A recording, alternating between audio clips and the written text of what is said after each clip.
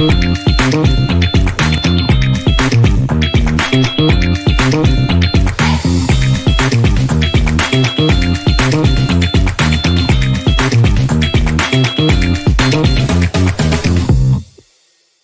just a few moments, we're going to hear from Lauren Abrams out of beautiful California, and she is a lawyer. So we talk law and her practice, and we also talk hope, as she has a podcast called 52 Weeks of Hope. This is a fun one, and I hope you guys will tune in and enjoy the next edition of the Finally Marketing Networks podcast. Well, hello, everybody, and welcome to another edition of the Finally Marketing Networks podcast. I'm your host, Mitchell Slater. Here with me is another new friend out of California, Lauren. How are you doing today? Good, Mitchell. How about you? Thanks for having me on. I'm doing fantastic, and I know you're down there in California, and I think it sounds like the weather is in the 60s and sunny, and it's beautiful. Am I right? Yeah, definitely. It's LA. Yeah. Oh man, even perfect. So we were just going through there a month or so ago on a road trip, and we went through there, and the traffic is pretty crazy over there, but beautiful. That whole area over there is just gorgeous. The whole state of California. What's one of your favorite parts and least favorite parts about living in California? The traffic is definitely the least favorite part, but the lack of humidity is definitely my favorite. No gnats and all those little insects and bugs that are on the East Coast with the humidity. It's good hair weather, and there's everything within just a short driving distance. During COVID, there was no traffic. It was amazing, but it's back. Man, I feel like LA's never experienced no traffic before, so that was probably the first time ever. The air cleared up everything. It was just this amazing phenomenon. Yeah. Man. Well, to kind of get things started, I'd love you to just introduce yourself, tell a little bit about, I'd love to hear about your podcast and your business, kind of just a little background, and then we'll ask some questions after we hear your intro. Okay. I'm Lauren Abrams. I am a lawyer. I've been practicing employee rights law for over 23 years, since 1997. And I have a podcast, 52 Weeks of Hope, where we talk about what's the hardest challenge you're proudest of overcoming, how'd you do that, and what's your message of hope. And we get to find out that we're not alone. Everybody's been through it. And it comes from my own dark night of the soul, so to speak, where once I got through it, everybody goes through something. I went and I was like, well, what the hell was that? And I thought, well, they say nobody on their deathbed ever wishes they worked harder or made more money. So I did kind of a personal quest of why are we here? And I went and I interviewed a person a week for a year for 52 weeks. And people were revealing the most personal information to me. And I'm not a shrink or anything, but they were really telling me personal things, and there started being common themes, and I was like, this is so rich and so good, I need to share it. And I thought, I'll write a book, one of those books where you open it and you're like, this is just what I needed, it's amazing, or you close it and then you open it again. And I've got a couple chapters on my website, and anyway, but then COVID hit, so I did a pivot and I started a podcast, which I love, called 52 Weeks of Hope. So yeah, that's how that started. Fantastic. Well, I love the vision of that, because I want people to know, and I hope other people share the same vision that you have and myself have. I want people to have hope and know that, one, they're not alone in the world, and things they're going through, they're probably not the only person going through something that they're struggling with. So I just love that vision and you starting that podcast, especially as a lawyer. I feel like that's people go, wait, a lawyer started a 52 Weeks of Hope podcast, or just a podcast in general. So kind of what made you just suddenly like, I'm going to start a podcast? Was it because you were going through that dark time that you were like, I'm going to encourage other people with this podcast? When was that light switch went off? I don't even know how I came up with the idea. It was during COVID. It was that I came up with it. I'm not sure what had me do the pivot. Well, definitely being stuck in the house. And it's really, the messages really are that rich and that incredible, and to give people hope. Because I interviewed like Rudy Tomjanovich was one of them. He was just inducted to the Basketball Hall of Fame with such legends. It was unbelievable. Yet when I interviewed him, he grew up, no matter what pinnacles of success he reached, his head would tell him, "You're no good, Rudy," and stuff like that. And it was just really incredible to hear him talk about that. I mean, it's very short what I wrote and everything, but it gets the message across that like everybody has voices in their head and people telling them things. And my dark night of the soul, since you have this kind of a more business related podcast, is I have a thriving law practice, but I didn't have any money coming in. And I was a single mom raising 2 kids. I had full custody of my kids. They were little, and I didn't know how I was going to feed them for a while. I mean, it was really dark, and I had no one to talk to. And one of my vendors was suing me, even though I was making minimum payments. I had to pay my employees, and it's like, who do you turn to? And it was such a quality problem in my mind because there's homeless and there's always stuff going on in the world. And I thought, I'm a lawyer, and from the outside it looks like, oh, she's got all this stuff, but I didn't. And it was so hard. And you think, oh, nobody's going through it. But then now other people talk. I interview people, other people. I've talked to top executives, and I found out from very top people that they've gone through it. Some companies have almost gone under, and it's paying the employees and getting things. And I had plenty of business. It wasn't that. But we all go through it, and we go through it. And that's one of the messages from interviewing all these people. Like, the only way through is through. You get through it. But then once I got through it, I was like, what the hell was that? And I was like, okay, now what?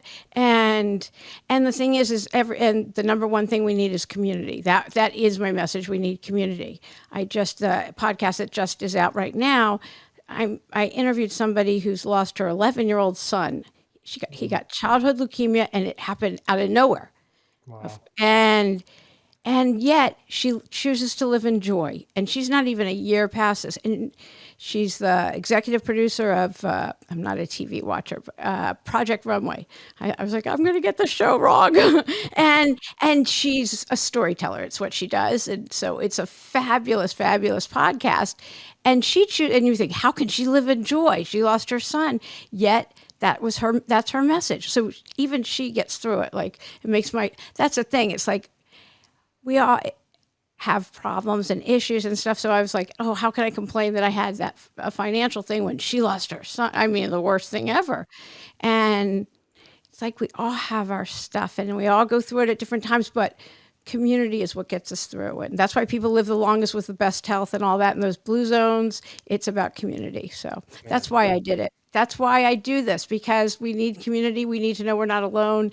I've interviewed African American women. They don't talk about mental health issues. I didn't know that, but I've interviewed enough to find out, wow, they don't talk about it, and everyone has them.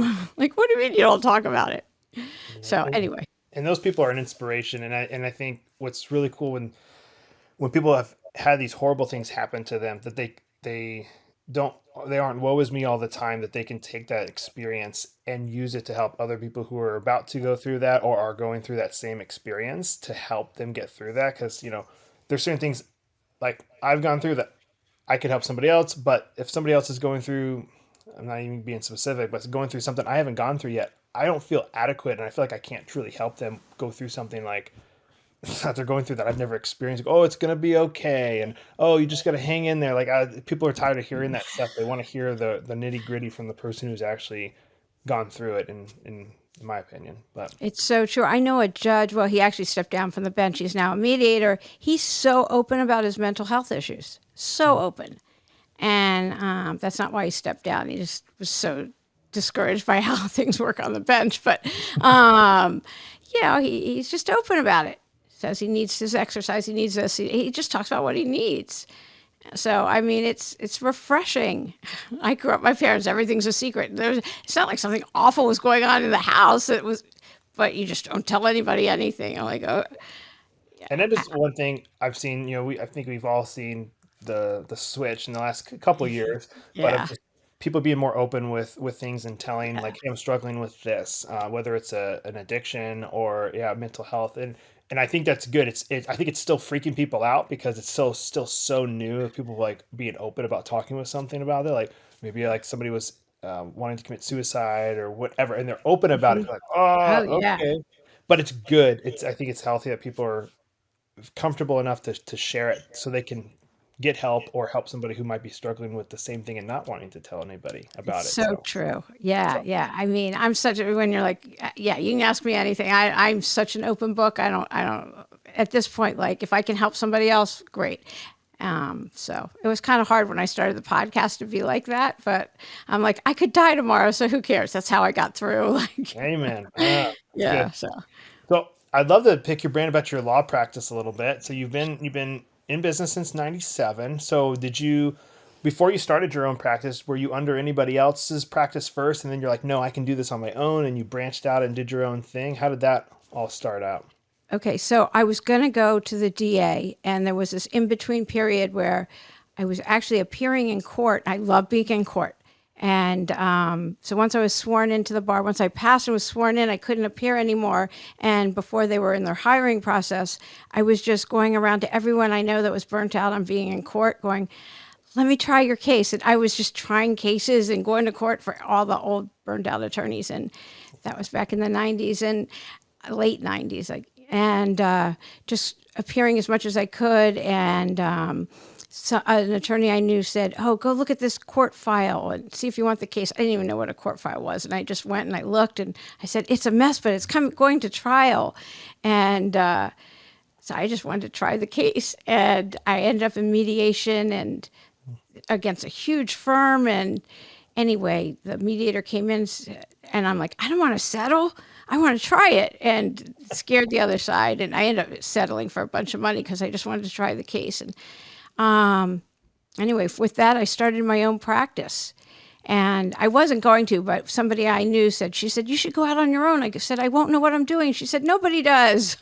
And anyway, so she helped me and somebody else helped me. And they said, case selection is the number one thing you have to be careful of. So to this day, I am not a mill. I am so, so, so picky about the cases I take.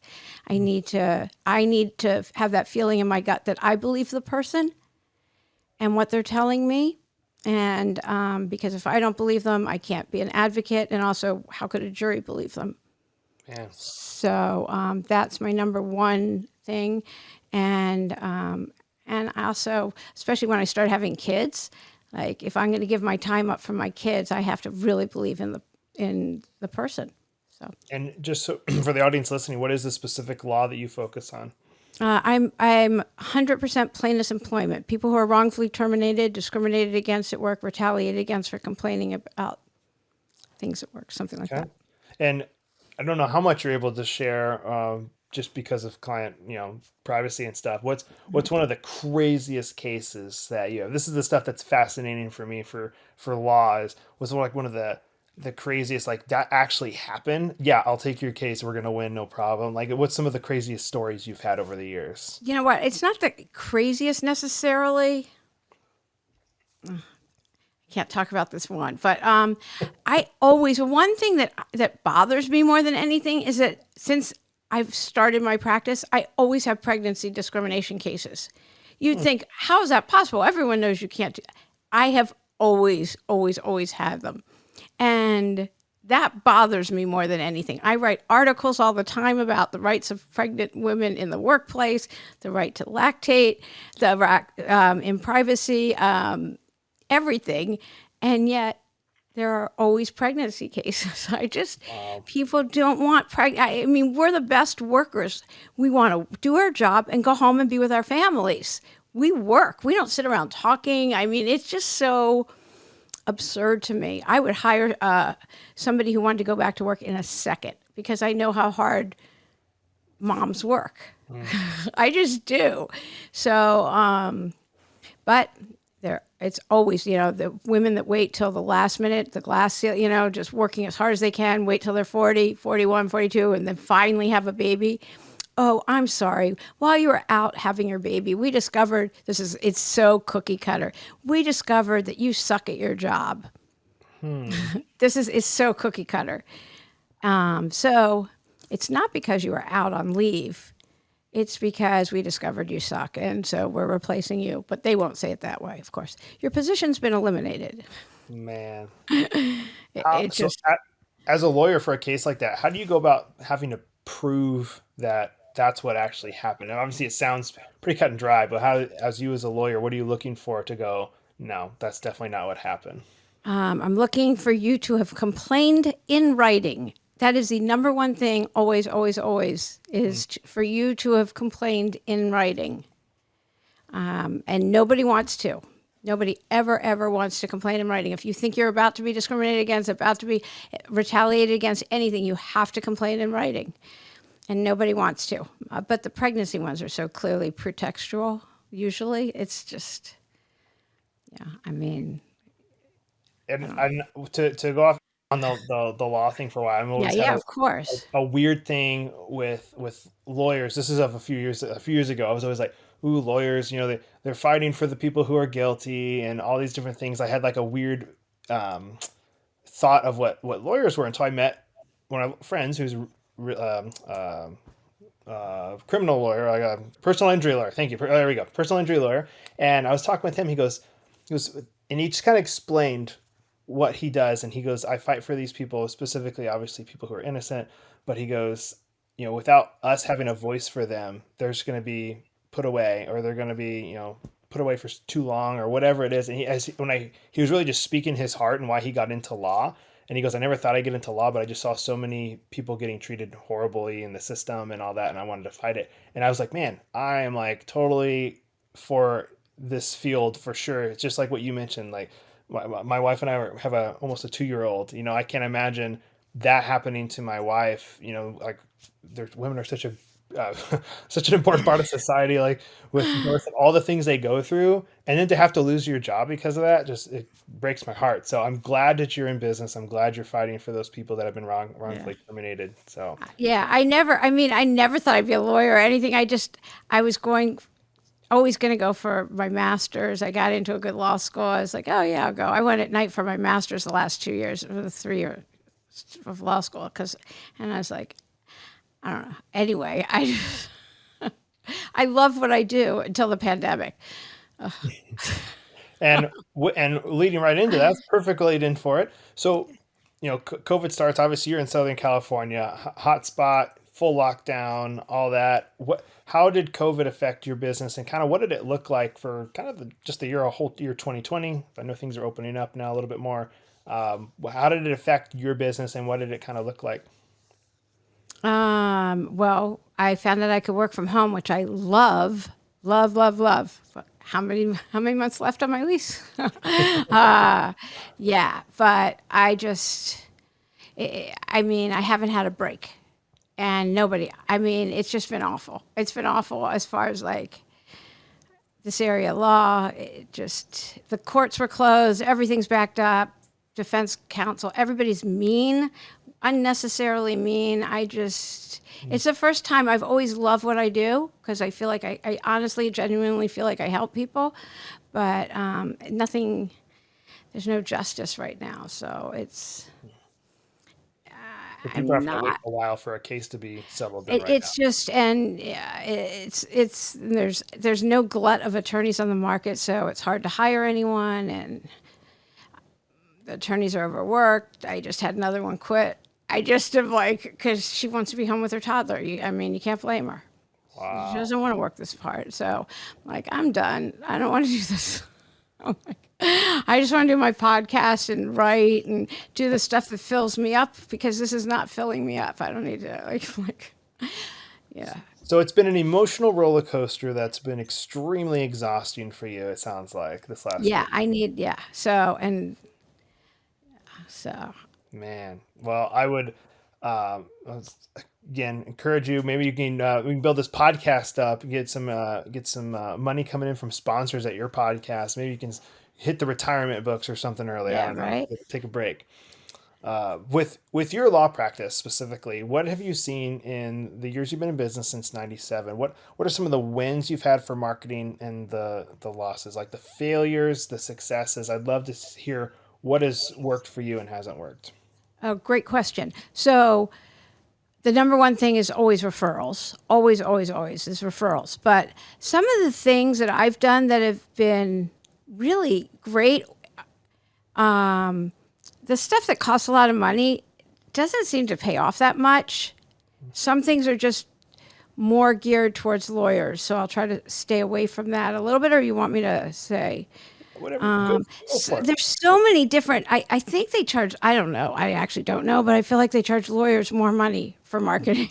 I don't really know if that's true or not, but like when a radio station started a business hour, I just wrote and called the person and said, "Oh, congratulations on the new position. Just so you know, this is what I do for a living. So if you have questions about employee rights, here I am."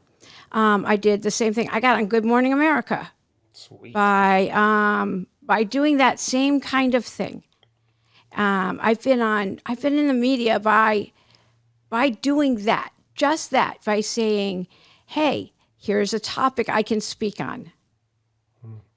I have a case that's directly on point, or I can speak on this." And I started, by the way, with the local AM radio station here.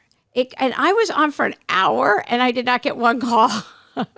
you would think I did, but I can put it on my CV, right? I can put, "Oh, I was on KNX Business Hour," but whatever. I mean, I thought it was a great idea, and I didn't stop doing it. I still thought, "Oh, I'll keep doing it," but I mean, it's a listen to program, but maybe, who knows, maybe that Good Morning America heard that. I have no idea. All I know is I've been on Good Morning America a couple times, and I just happened to pitch something in particular that was relevant. So when they needed something like that again, like a Gordon Ramsay thing anyway, like I got on. They called me and said, "Hey," and it's very last minute, it's very time consuming, but I mean, that's worth a lot.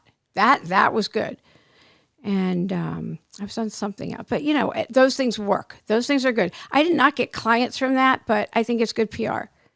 For sure. Oh my goodness. Yeah. So but I didn't get clients. So again, what you want, I don't know if that scares the other side. I doubt it. It doesn't do anything. But so what keeps the phone ringing and things like super lawyers and all those things that say you're so great. I can't stand that stuff. I mean, I can't stand it. The guy from Fine Law, Thompson Reuters, whatever, the name keeps changing.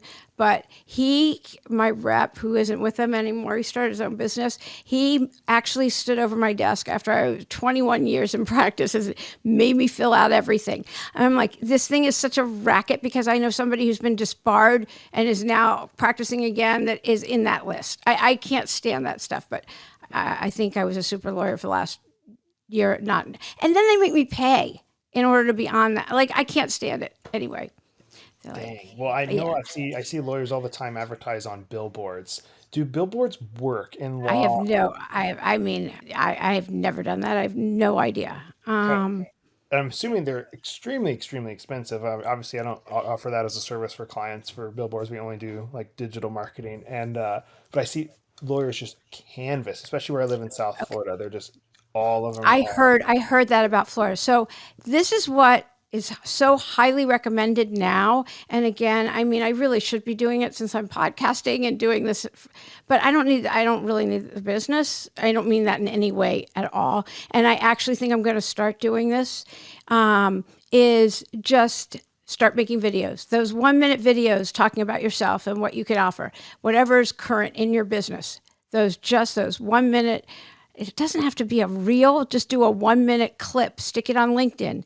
Yeah. Being on LinkedIn, by the way, if you do LinkedIn for 15 minutes, do 15 minutes a night commenting on other people, but you have to be consistent.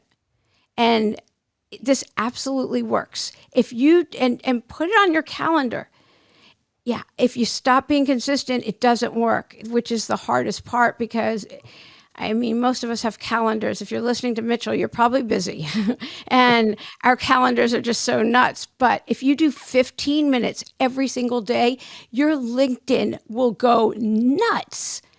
And there's just so much business there. And you'd be surprised at how within just a month, like mine in a week, it just started popping all over the place. Yeah, people are going to try to sell you stuff, but whatever. And if you put your little 1 minute videos in there and just start offering, your name is going to come to mind at some point for a lot of people who need you for whatever it is that you're doing.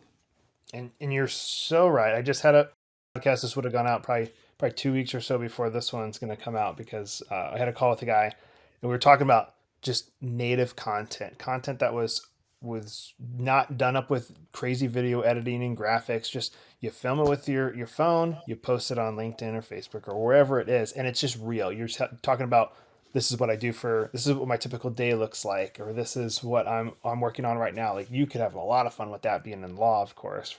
And it's hard though because people I think they get self-conscious. They're like, oh, what if I stumble on my words? What if I? It's not just that. Okay, so if you've never done this, I so get it because I look at myself back and I look like an idiot. It's one thing when I'm sitting here with Mitchell because I'm looking at him. So I stuck a picture of Scott up, like, and I crossed me out because I don't want to look at me. And I just look at him as if I'm talking to him. And Scott's my partner. And so, and I just talk to him as if I was talking about my day or something, but I'm talking about like, and that makes it easier for me because when I look back, my eyes were darting all over the place because I'm not talking to anyone. And I'm like, I can't use this. And so I was like Googling how to not make my eyes dart. Where do I look? And you look at the green dot. I know, but it's still my eyes started darting. Sure. So that's what I did. I don't have time to watch a whole bunch of YouTube. So yeah, and that's actually a really good point. So I actually haven't heard that idea before of putting up a picture of something and staring at the picture because I'm the one that like right now as I'm talking to you, I barely looked at you the whole podcast because I'm looking at the camera, which is so weird to me because I want to be able to like see the person I'm talking to. But I also, if somebody does watch the video version of this or a clip of it, I'm like trying to look at the camera because when you post a video online, it's just your cell phone and you're posting it. You can tell when somebody's just looking at their self while they're filming it because you don't feel that connection, and that connection I think is big. And so one of the things I will give to anybody listening that I gave recently too is, and I just mentioned this like a couple podcasts ago, was instead of just writing somebody happy birthday like in written form in a text, make a quick 15-second video, 30-second video, oh, Lauren, happy birthday, man. I hope LA's treating you good. I hope your practice is going great. I hope your day is awesome and your friends are taking good care of you. Love you so much. Bye-bye. And you sign off and you send the video. It took 20 seconds, 15 seconds, but it's so personalized and it stands out because I bet you they didn't get a video text message from anybody else that day on their birthday. And so doing things like that to stand out and look different, just like you were talking about with LinkedIn and putting that content out and commenting on people's LinkedIns. Yeah. I love it. So if you were to give somebody who's listening, let's say that there's another lawyer listening, they have a practice and they may be going through the struggling part that you had mentioned earlier. What would be, one big takeaway you would give them or two things like, hey, if I was in your shoes or if I could rewind back to when I was there, this is what I would have done if I was in your spot. If you're struggling in the sense that you don't have cases, call some of the top lawyers and tell them, hey, I'm having a hard time right now. What would you suggest I do? This is what I've been doing because I guarantee those top lawyers have too many cases and are too busy right now. And would love to, or say, what did you do when you were newer and you were struggling? What did you do? Ask them what they did back then. People love to talk about how they made it. They like to talk about themselves, especially the lawyers. I don't hang out with a lot of lawyers. I don't hang out with a lot of lawyers. So they love that. And you just ask them for advice. You're trying to find your mentor and ask them, what did they do? And just keep calling, not text, not email, because I mean, the bane of our existence is email. I can't even, just actually pick up the phone and call. Okay. That's what I would recommend. All right. I think that's super good advice. And I do have to finish with a funny billboard that I see that's down in South Florida for a huge law practice. And again, they're ginormous and they must be doing very well, but I still have to, I can make fun of billboards if I, see a funny billboard because they have multiple ones.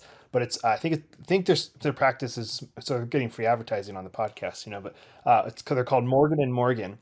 And the billboard says, there's multiple ones that say, there goes, there's only one Morgan and Morgan. And I'm like, pretty sure No, it's two. yeah.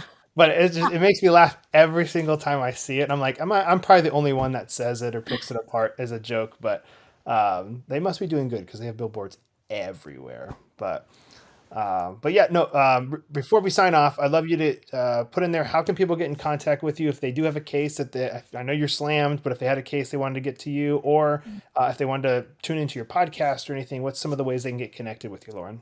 Well, everything is on 52weeksofhope.com related to 52weeksofhope.com. All the podcasts, there's chapters, there's blog posts about imposter syndrome and all kinds of things. And there's even a free ebook about how to live your best life now. If you feel like there's